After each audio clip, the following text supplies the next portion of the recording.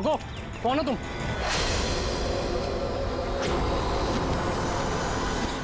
तुम नहीं, यहाँ तुम नहीं हो सकते। नहीं। ए रुक, अरे यहाँ आने की परमिशन नहीं है किसी को। वॉचमैन पकड़ो इसे। वो देखो भाग रहा है, पकड़ो उसे।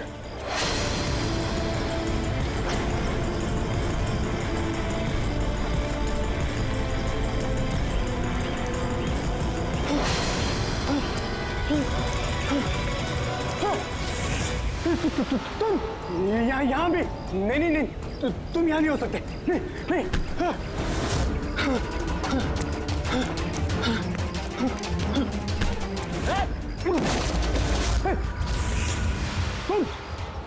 तुम मेरे पीछे क्यों पड़े? तुम मुझे मार दोगे। अरे कौन है? रुक।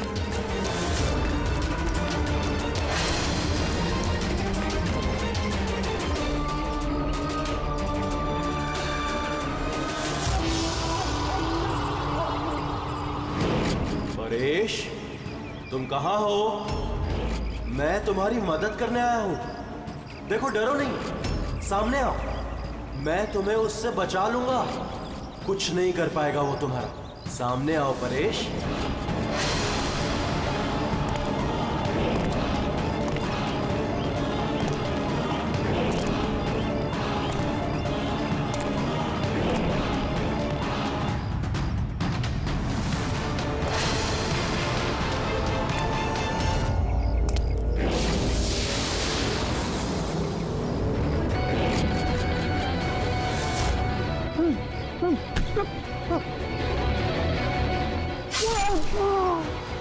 ए, कौन है वहां पे?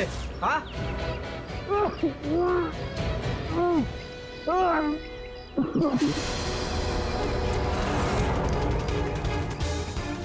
अरे क्या हुआ ये सब? अरे किसने किया? बोलो, बताओ। ठीक तो हो तुम? अरे बताओ किसने किया ये सब? इंस्पेक्टर दया।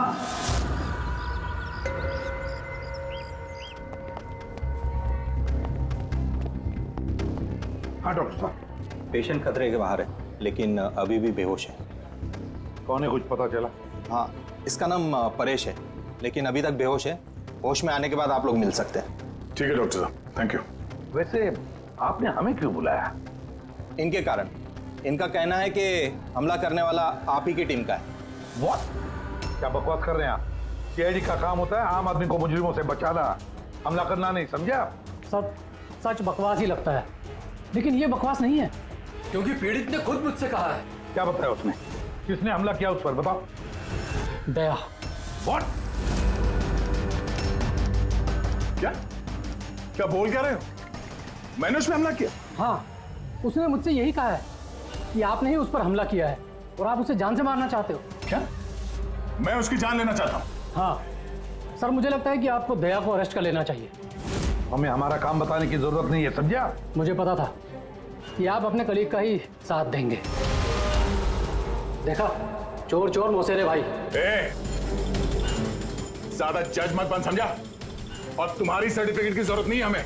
परेश को कैसे जानते हो तुम? मैं उसे नहीं जानता सर। तो फिर? सर, ये हमारी कंस्ट्रक्शन साइट पर हमें मिला था। हमें देखकर ऐसे बिहेव कर रहा था कि जैसे इसने कोई भूत देख लिया हो,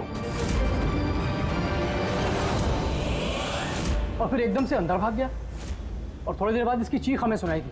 जब हम वहां पहुंचे तो वो बुरी तरह जख्मी हालत में पड़ा था, और उसने उसी हालत में हमें बताया कि उस पर हमला दया ने किया है। मैं एक समय पे दो जगह पे नहीं हो सकता। मैं सुबह से ब्यूरो में था। तसल्ली के लिए तुम वो सीसीटीवी फुटेज देख सकते हो, समझे? लेकिन फिर उसने आपका नाम क्यों लिया? एक काम कीजिए, अब जाइए यहाँ से, जाइए। बहुत बोल दिया। Thank you very much doctor साहब। समझ में नहीं आ रहा था, जब तुम ब्यूरो में ही थे तो फिर परेश ने ऐसे क्यों कहा कि दया ने उस पर हमला किया?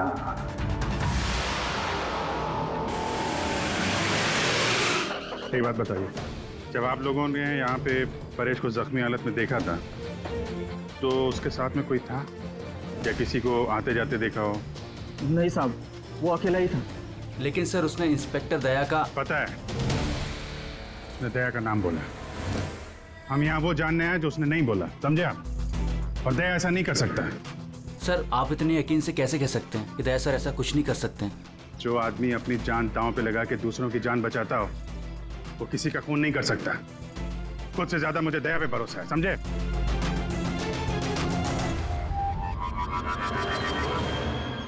आसपास चेक करते हैं, शायद कोई सबूत मिल जाए।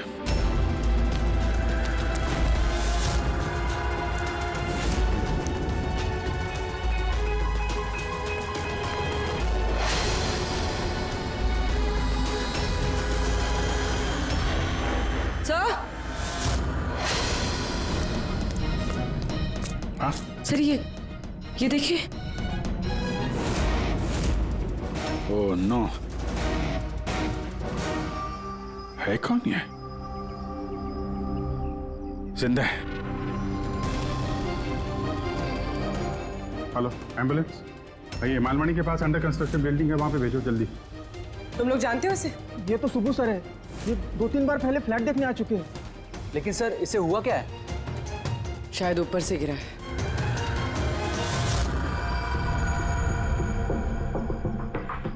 ऊपर से गिरा है या फिर गिराया गया है? पेशेंट की कंडीशन स्टेबल है, ये बहुत जल्द होश में आ जाएगी। गुड।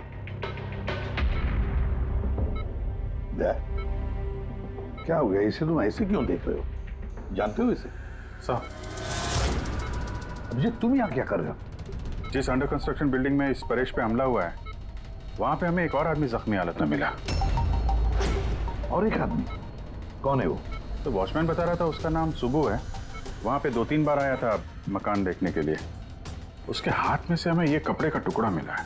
अच्छा, छोड़ दो मुझे मत मारो, छोड़ दो मुझे, मत मारो मुझे, छोड़ दो मुझे। परेश, मैं इसे भी प्रद्युमन CID से। घबराओ मत, तुम्हें कोई कुछ नहीं करेगा, हम तुम्हारे साथ हैं। दया छोड़ दो मुझे, दया छोड़ दो मुझे मत मारो दया। परेश, दया तुम्हारे सामने खड़ा है, मैं इसे भी प्रद्युमन हूँ। दया छोड़ दो मुझे। परेश, दया तुम जाओ। दया तुम क्या चाहते हो मुझसे? दया छोड़ दो मुझे। परेश क्या बात कर रहे हो? दया छोड़ दो मुझे मत मारो दया। परेश, मैं दया नहीं, मैं अभिजीत हूँ। दया जाओ यहाँ से, जाओ। अरे दया इधर है।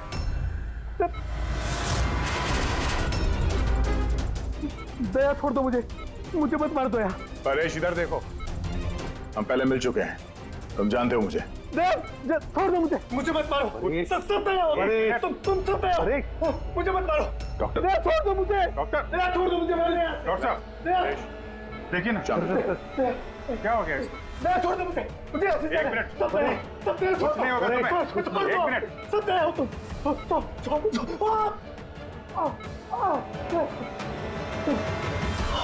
दया हो तुम सब दया हो, सब दया हो।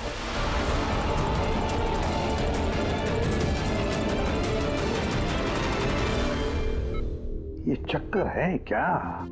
और हर किसी के चेहरे में उसे मेरा चेहरा नजर आता है। हाँ वही तो, इसलिए जब उसने उस आर्किटेक्ट को, उसके असिस्टेंट को, उस वॉचमैन को देखा तो ऐसे बर्ताव करने लगा जैसे उसने भूत देखा है। और उसके दिमाग का भूत दया तुम हो। तुम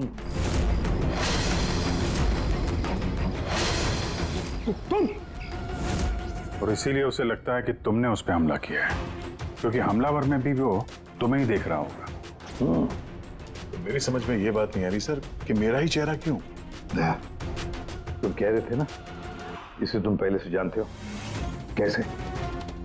सर लगभग 15 साल पहले मैंने इसे गिरफ्तार किया था सर। हाँ, और 2 साल पहले ये जेल से छूट गया, और पिछले 2 साल में अलग अलग केस में मैंने इसे 2 बार अरेस्ट किया सर। अभिजीत, ये परेश पुराना मेहमान है दया का। और परेश पे हमला किया किसने और क्यों?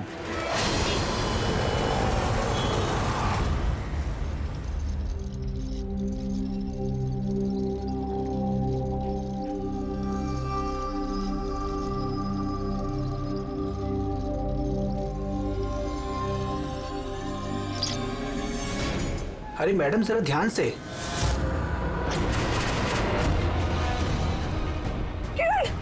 कौन किरण? मैं कोई किरण नहीं हूँ। अरे क्या कर रही मैडम, क्या कर रही हैं आप? आपको कुछ गलतफहमी हो रही है मैम। अरे मैडम, आप ठीक तो हो ना? किरण? कौन किरण?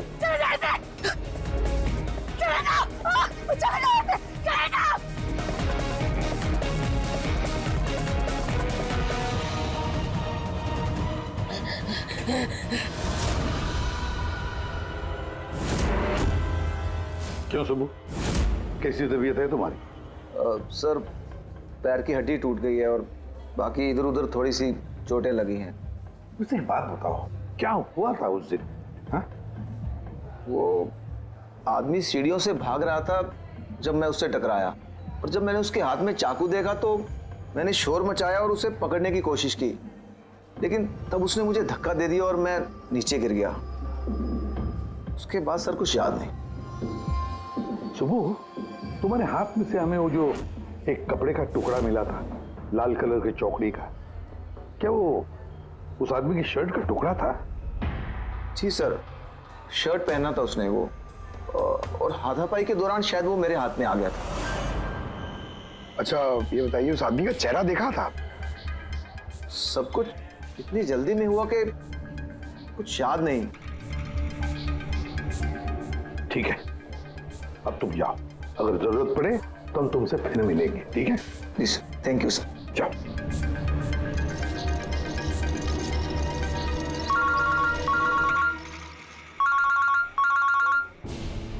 आ गया? क्या? कहां पर? अच्छा ठीक है, मैं अभिजीत और पूरी को भेजता हूं उधर। हाँ हाँ, अभी अभी। यस। क्या हुआ सर? दया बता रहा था कि किसी सुपरमार्केट में एक औरत आसपास के सभी लोगों पर हमला कर रही थी और हर एक को किरण किरण किरण नाम से पुकार रही थी। देखिए मैडम, हम लोग सीआईडी से हैं, आपकी मदद करने के लिए आए हैं, ठीक है? ये चाकू हमें दीजिए। तुम्हें किरण हो? देखिए मैडम, मैं किरण नहीं हूँ, मैं इंस्पेक्टर अभिजीत हूँ। मैं तुम्हें भी जान से मार दूंगी। मैं नहीं छोड़ूंगी। आप प्लीज नहीं छोड़ूंगी। चाकू रखिए। तुम भी किरण हो, मैं बोलता। क्या हुआ? सॉरी। Oh no. अरे क्या हो गया? ये औरत गिर कैसे गई? क्या हुआ? हटिए, आजा। एक्सक्यूज मी, हटिए, पीछे हटिए। एक मिनट पीछे आइए। हुआ क्या है इसको? मैडम सुनिए। क्या हुआ इसे? मैडम, सर ये तो मर चुकी है। क्या? इसके शरीर में टेट्राकोटॉक्सिन या ब्यूरारे नाम का जहर इंजेक्ट किया गया था, जिसकी एक बूंद भी जानलेवा हो सकती है। मगर ये जहर तो हमारे देश में आसानी से नहीं मिलता ना? सिर्फ उसे ही मिलता है जो बड़ा रिसर्च कर रहा हो। तो भगदड़ में किसी ने वो पॉइजन इसे इंजेक्ट कर दिया। मगर एक काम करो, इस हादसे के वक्त का जो सीसीटीवी फुटेज है ना, वो अच्छी तरह से चेक करो। खूनी की तस्वीर उसी में मिलेगी सर। और सर, इस परेश का क्या? इसे हर जगह मैं ही क्यों दिखता हूँ? सालू के साहब, मुझे तो ये केमिकल की बहुत बड़ी गड़बड़ लग रही है। ठीक कह रहे हो फ्रेडी बॉस, ये वाकई किसी खास केमिकल की वजह से, क्योंकि मुझे इसके और परेश के दिमाग में एक अलग किस्म का केमिकल मिला है। तुम्हारे कहने का मतलब है कि इसी केमिकल की वजह से इन दोनों का बर्ताव एक जैसा और एक ही चेहरा इन दोनों को दिखता है। हाँ बॉस, और मैं इस केमिकल को और डिटेल में समझने की कोशिश कर रहा हूँ। मतलब जब तक इस परेश के दिमाग पर इस केमिकल का असर रहेगा, हमें कोई जवाब नहीं मिलेंगे। और अभिजीत, ये कपड़े का टुकड़ा जो आपने हमें दिया था, इसमें से भी हमें कुछ मिला है। कमाल है तारिका जी, आज तो फोरेंसिक में एक के बाद एक सबूतों का खजाना हाथ लग गया है। क्या मिला क्या आपको?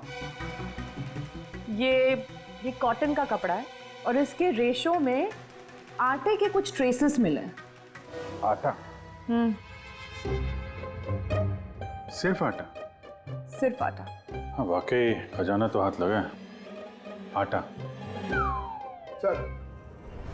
सर ये फोटोग्राफ है सर। ये जितने भी लोग हैं इनमें से किसी ने उन्हें पॉइजन का इंजेक्शन दिया सर। अब और एक काम करो, ये जितने सारे लोग हैं ना, इन सब की मूवमेंट ट्रैक करो शॉपिंग मॉल में। खून होने से पहले ये लोग कहाँ थे, कहाँ से आए, क्या क्या कर रहे थे, और खून होने के बाद में देखो ये लोग कहाँ कहाँ गए। ओके?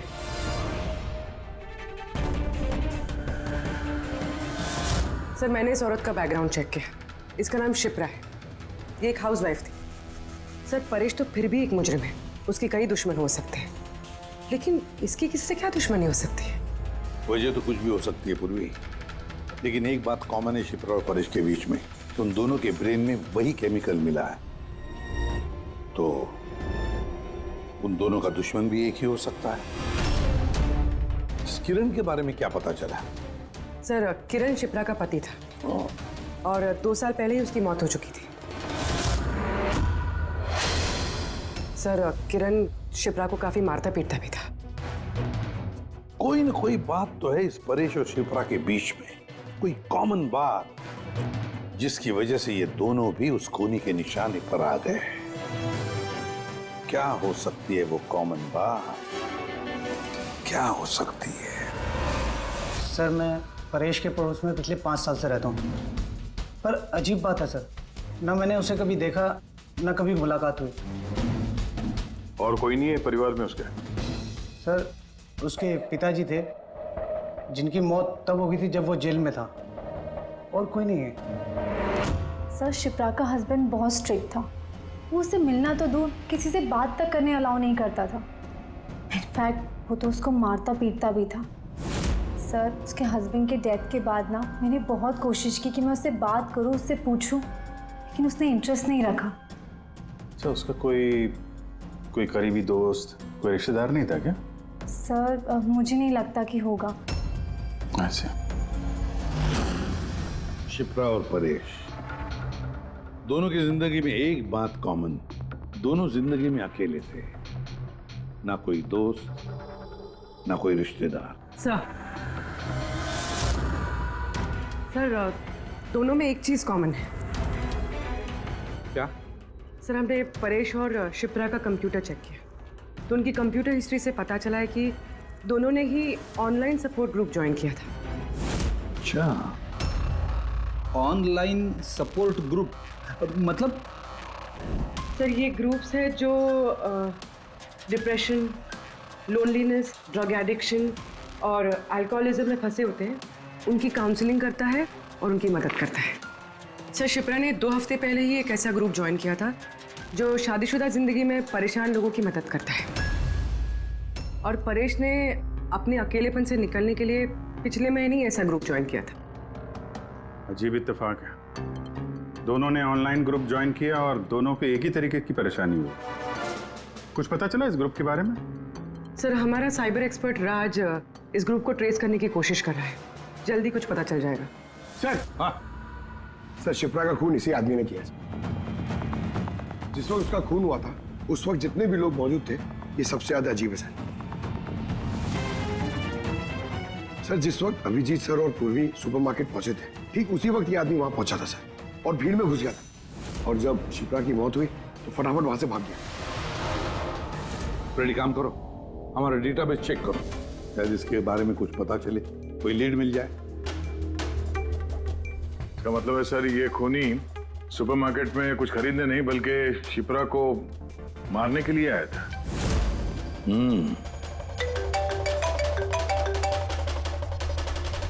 हाँ राज, ओके, ठीक है, तो तुम मुझे एड्रेस SMS कर दो। Thank you. Sir, cyber expert Raj का फोन था, उसका कहना है कि ये दोनों ग्रुप्स एक ही IP एड्रेस से बनाए गए हैं। हाँ, एक ही कंप्यूटर से? हाँ सर। IP का एड्रेस मिला है? हाँ सर, अंधेरी में एक प्रिंटिंग शॉप है, ये दोनों ग्रुप्स वहीं से बनाए गए हैं। बस, तो फिर अभिजीत, तुम और पूर्वी जाओ वहां पर और देखो कौन है इस सबके पीछे और उसका क्या कनेक्शन है। सर, क्या सोच रहे होते हैं? सर, नहीं, पंकज ने भी बताया कि वो खूनी शिप्रा को मारने के इरादे से ही आया था। तो फिर सर, उसे पता कैसे चला कि शिप्रा वहाँ सुपरमार्केट में है और वो लोगों पे हमला कर रही है? वो शिप्रा को फॉलो कर रहा होगा सर। अगर फॉलो कर रहा था तो अभिजीत और पूर्वी के वहां सुपरमार्केट में पहुंचने से पहले वो मार के निकल जाता, बाद में नहीं मारता उसे। अभिजीत को सुपरमार्केट पहुंचने में 20 मिनट लगे और खूनी को भी वहां पहुंचने में 20 मिनट लगे, तो इसका मतलब है दोनों को भी खबर एक ही वक्त पहुंची थी। तो कहीं ऐसा तो नहीं कि इंफॉर्मेशन खूनी को हमसे ही गई हो? हमारे यहां से इंफॉर्मेशन? हाँ, हो सकता है। दया कहीं ऐसा तो नहीं कि जब हम परेश को देखने गए थे हॉस्पिटल में, उस वक्त खूनी वहां पर मौजूद था और उसने मेरी बातें सुन ली हो? अरे खूनी हॉस्पिटल में कर क्या रहा था? दया, परेश खूनी के हाथों पहले तो बच गया था। हो सकता है खूनी अपना अधूरा काम पूरा करने हॉस्पिटल आया था, परेश को खत्म करना चाहता था वो, इसलिए।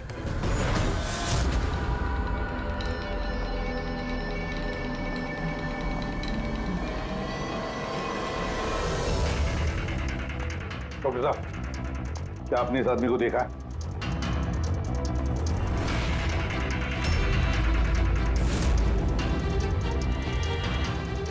भाई साहब, ये आदमी को देखिए जरा, इस हॉस्पिटल में इसको देखा है कहीं?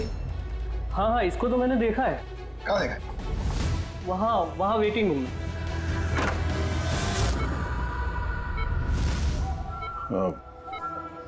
क्या कोई आया था क्या? नहीं सर, यहाँ कोई नहीं आया। ठीक। हाँ दया। सर परेश तो ठीक है, पर वो खूनी अभी तक दिखा नहीं। कहीं तो छुप कर बैठा ही है दया, सही वक्त का इंतजार कर रहा है। वेटिंग रूम में भी चेक किया सर, अभी कोई नहीं है। तो यही पता है, पर कहाँ छुप कर बैठा है ये?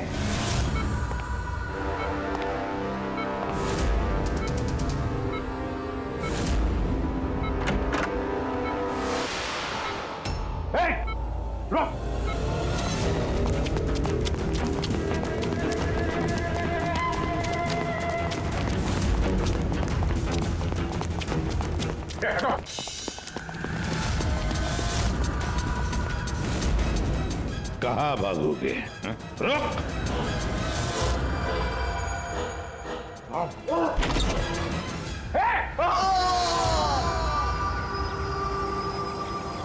My God!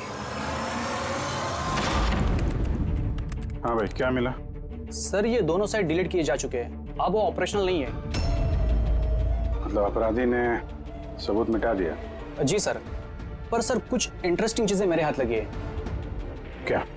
ये देखिए सर, इसी आईपी एड्रेस से, इसी कंप्यूटर से उस तरीके के 6 और ऑनलाइन सपोर्ट ग्रुप बनाए गए हैं। तो लोगों को फंसाने के लिए ऐसे कई ग्रुप बनाए गए हैं? बिल्कुल सर। सर, बाकी ग्रुप डिटेल में चेक कर लेता हूँ। मतलब सर, परेश और शिप्रा के अलावा और भी कई लोग हैं जिन्हें इन लोगों ने फंसाया है। मगर सर, मकसद क्या हो सकता है इस तरह से साइट बना के लोगों को टारगेट करने का? वही केमिकल से रिलेटेड कुछ होगा। ये कुछ मिला रजिस्टर में? हाँ सर। सर, पिछले 3 महीनों में 85 लोगों ने एक कंप्यूटर यूज किया है। सबकी डिटेल्स चेक करनी पड़ेगी। ठीक है सर, ये देखिए, 6 में से 5 ग्रुप डिलीट किए जा चुके हैं, लेकिन अभी भी एक सपोर्ट ग्रुप एक्टिव है और अभी भी उसे कोई ऑपरेट कर रहा है।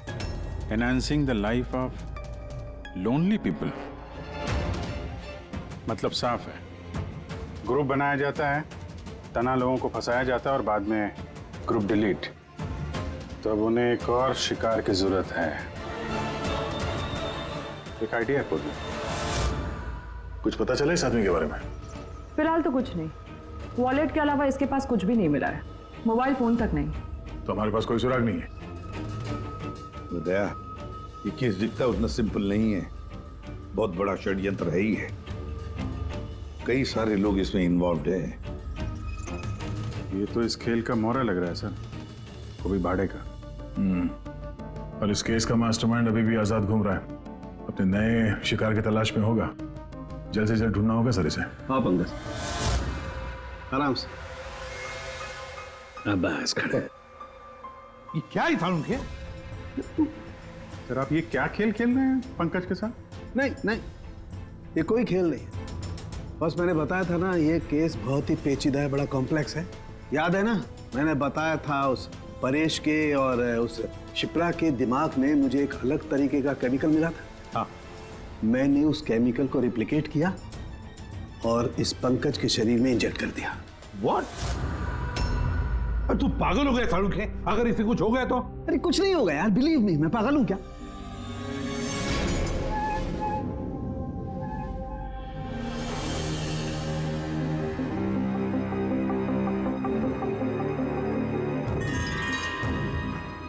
पंकज, अब आंखें खोलो, देखो तुम्हारे सामने कौन खड़ा है। तो फ्रेडी सर है। ग्रेट, ये फ्रेडी सर है ना। अब इस तरफ देखो पंकज, यहां कौन खड़ा है?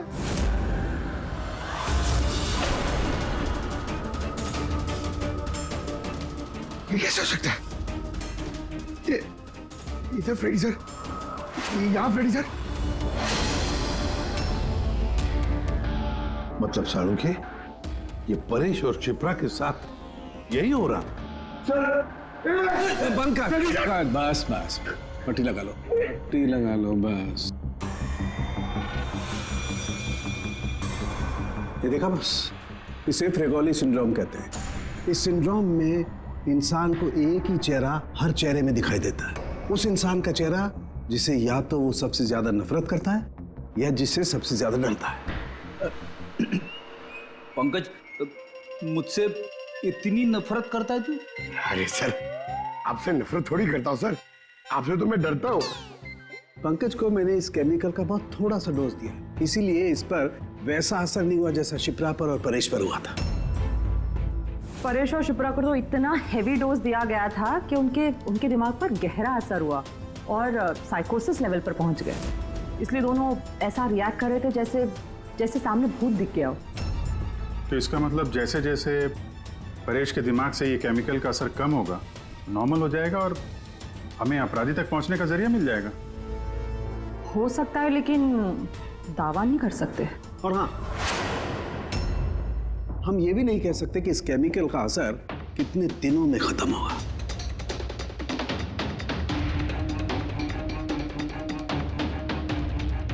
अगर हम परेश के ठीक होने का इंतजार करेंगे तो बहुत देर हो जाएगी। हमें कोई और तरीका ढूंढना होगा, कोई और तरीका। हाँ पूर्वी। सर, मैंने वो ऑनलाइन ग्रुप पे रजिस्टर कर लिया और डिटेल्स भी एकदम परेश और शिप्रा की तरह थी। नो फ्रेंड्स, नो फैमिली, एकदम अकेले। उन लोगों को ऐसे लोगों की तलाश है। ये तुम्हारा ट्रैकर, इससे पता चलता रहेगा तुम्हारे मूवमेंट के बारे में। और ये तुम्हारा कैमरा। हमारे पास सिर्फ ये वॉलेट है सर, उस आदमी की पहचान और असलियत जानने के लिए, और ये कुछ चीजें मिली है साथ में। पेट्रोल पंप का बिल, ये होटल का मैच बॉक्स, खरीदा हुआ मैच बॉक्स, ये नंबर किसका है? ये सेलफोन लगता है किसी? सर, हम इस पेट्रोल पंप पे गए थे, वहां से पता चला सर ये आदमी महीने में 2-3 बार वहां पे आता है, और सीसीटीवी फुटेज में हमने देखा कि वो अपने बाइक पे हर बार अलग अलग नंबर प्लेट लगा के आता है। हाँ, और पेमेंट कैश में करता है। और सर, ये मैच बॉक्स जिस होटल का है वहाँ पे भी हमने पूछताछ की। वो आदमी महीने में 5-6 दफ़ा खाना खाने आता है और पेमेंट भी कैश से करता है। सर, ये नंबर के बारे में आप पूछ रहे थे सर, ये बार में एक लड़की है जो काम करती है, उसका है। वो कह रही थी कि उस आदमी का नाम अशोक है, और 1-2 बार उनसे बात हुई है, फिर वो गायब हो गया सर। मतलब हमारे पास इस अशोक के बारे में सिर्फ इतनी इंफॉर्मेशन है। एक काम करते हैं, ये सारी जो लोकेशंस है ना, पेट्रोल पंप, बार और ये होटल, देखते हैं कहाँ पर है। जरा मैप दिखाओ।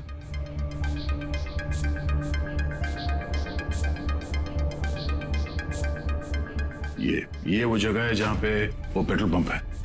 सर, यहाँ पे बाहर है सर। और सर, ये होटल है। बार, ये होटल, पेट्रोल पंप। दया सर, ऐसे नहीं लगता तुम्हें? देखो ना कि सारे के सारे लोकेशंस 1 किलोमीटर के दायरे में है यहाँ से। हो सकता है सर उसका घर या ऑफिस इस जगह के आसपास ही कहीं। Are you ready? I'm ready. चल। चलो। हाँ सर मैं रेडी। अरे वाह, बहुत अच्छा गेटअप है। इसके घर का क्या किया? सर पूर्वी के लिए भाड़े पे 1 हफ्ते के लिए घर लिया। आई मीन अल्पा के लिए।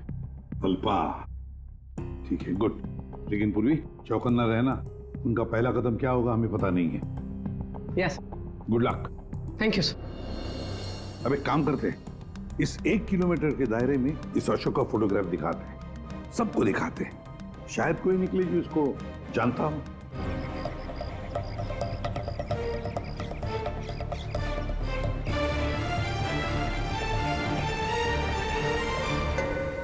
पूर्वी। हाँ सर। चौकन्ना रहना। सर यहाँ पे तो सब ठीक है।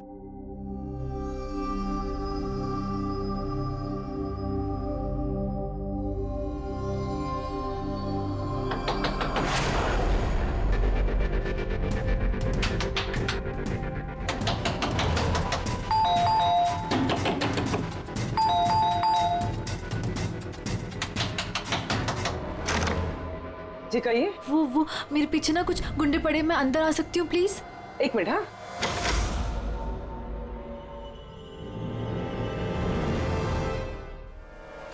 हाँ हाँ जल्दी आओ।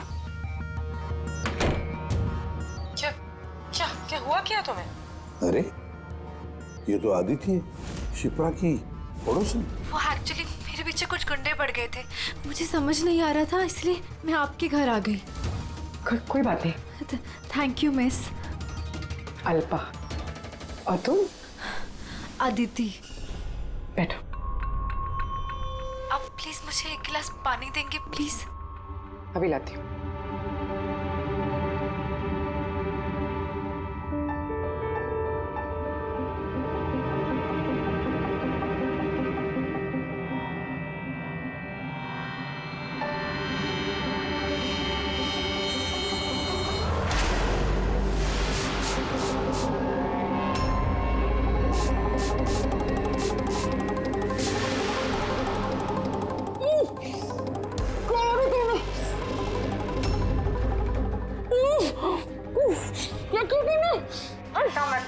कुछ ऐसा नहीं किया, ज्यादा दर्द नहीं दूंगी तुझे मैं। पूर्वी,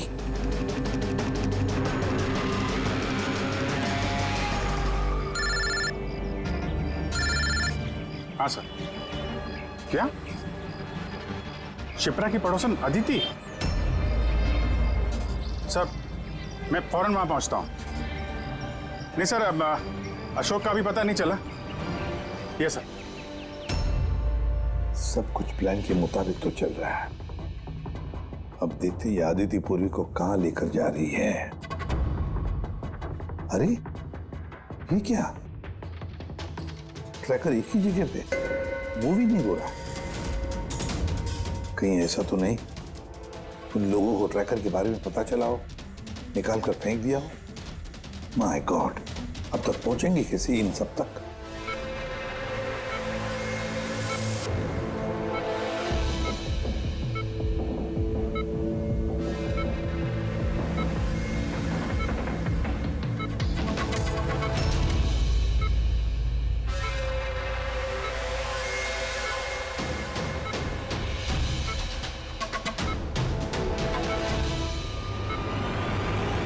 चलो, तुम्हारे दवा का वक्त हो गया है, अब अच्छे बच्चे की तरह दवा लो। और तुम बिल्कुल भी टेंशन मत लेना, तुम्हें ज्यादा दर्द नहीं दूंगी। कौन हो तुम? छोड़ो मुझे, छोड़ो मुझे। चिंता मत करो, मैं तुम्हें दर्द नहीं दूंगी। छोड़ो मुझे।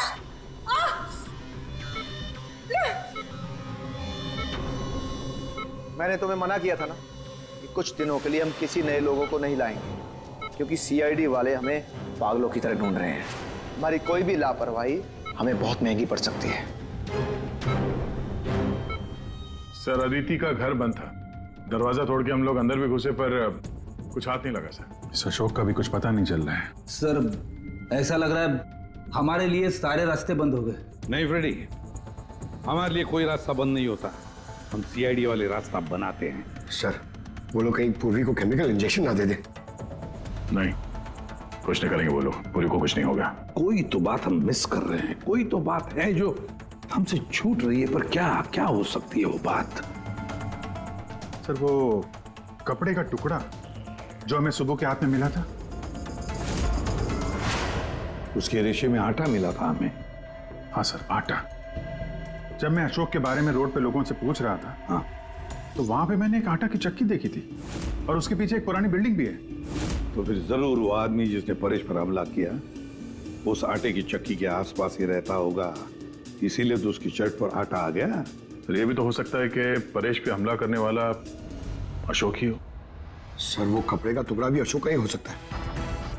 ये भी हो सकता है कि परेश पे हमला करने वाला और ये अशोक दोनों एक गैंग के लिए काम करते हो और वो गैंग आटे के चक्की के आसपास होगा। सबके सब आटे के चक्की के आसपास ही हो गया अभिजीत, और पूर्वी को भी उस चक्की के आसपास ही रखा होगा।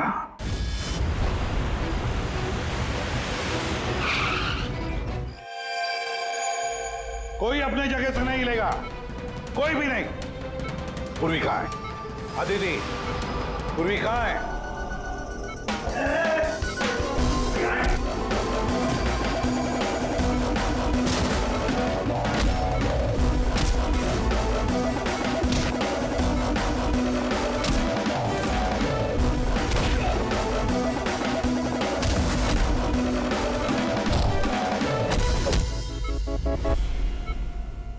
सब नर्सेज और डॉक्टर इस तरफ आ जाओ। चले। चलो तुम भी जल्दी। डॉक्टर आदिति, पूर्वी कहाँ है? पूर्वी कहाँ है?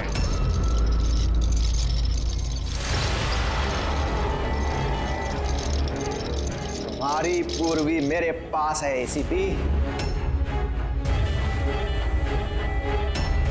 सुब्बू तुम? मैं, जिसे तुम लोग यहां वहां खोज रहे थे ना, वो तुम लोगों के साथ ही था।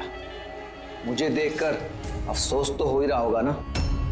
मुझे पता था सीआईडी कोई भी काम अधूरा नहीं छोड़ेगी, इसलिए मैं अपना हर कदम फूंक फूंक कर रख रहा था। लेकिन इस अदिति की बेवकूफी की वजह से सब गड़बड़ हो गया और मुझे फंसाने के लिए तुमने अपने इस ऑफिसर को मेरे पास भेज दिया। लेकिन अब ये मेरे जाल में फंस चुकी है और मुझे यही यहां से बाहर निकालेगी। तुम्हें क्या लगता है पूर्वी की आड़ लेकर तुम हमसे बच जाओगे? नहीं, लगता नहीं है, ऐसा ही होगा।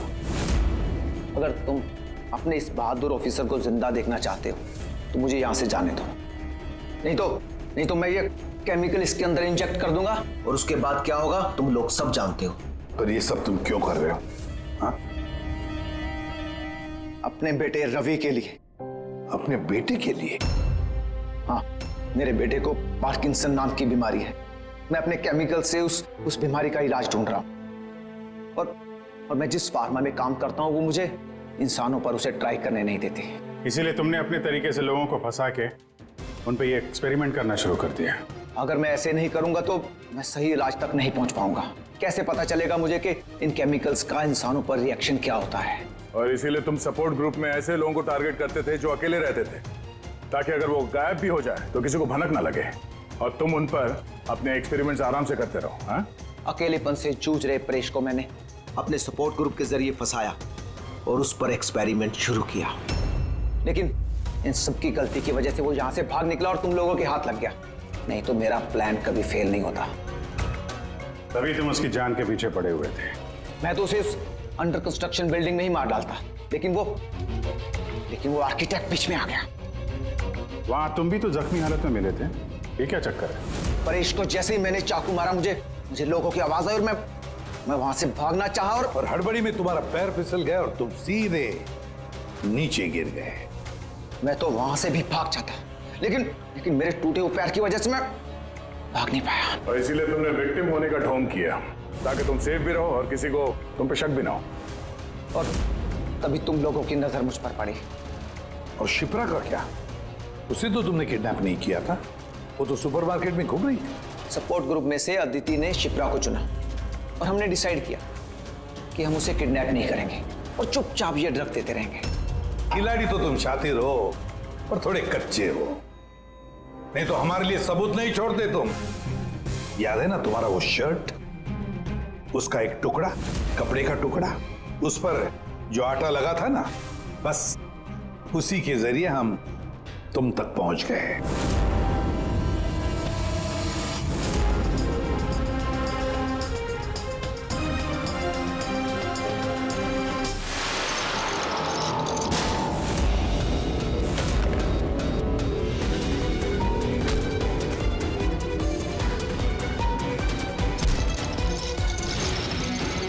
पूर्वी,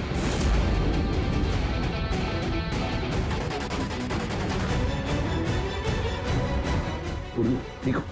हाँ, क्या किया तुमने सुब्बू? कभी सोचा है? हाँ? अपने बेटे को बचाने के लिए तुमने न जाने कितने लोगों की जान दांव पर लगा दी, पर यह नहीं सोचा ना कि सही क्या है, गलत क्या है। तुम्हारे बेटे को तो हम अच्छी से अच्छी ट्रीटमेंट दिलवाएंगे, मगर तुम्हें जेल की सलाखों के पीछे बिठा देंगे। शायद फांसी का ऑर्डर भी आ जाएगा तब तक। For more updates, subscribe to our channel, click the show links and enjoy watching the videos.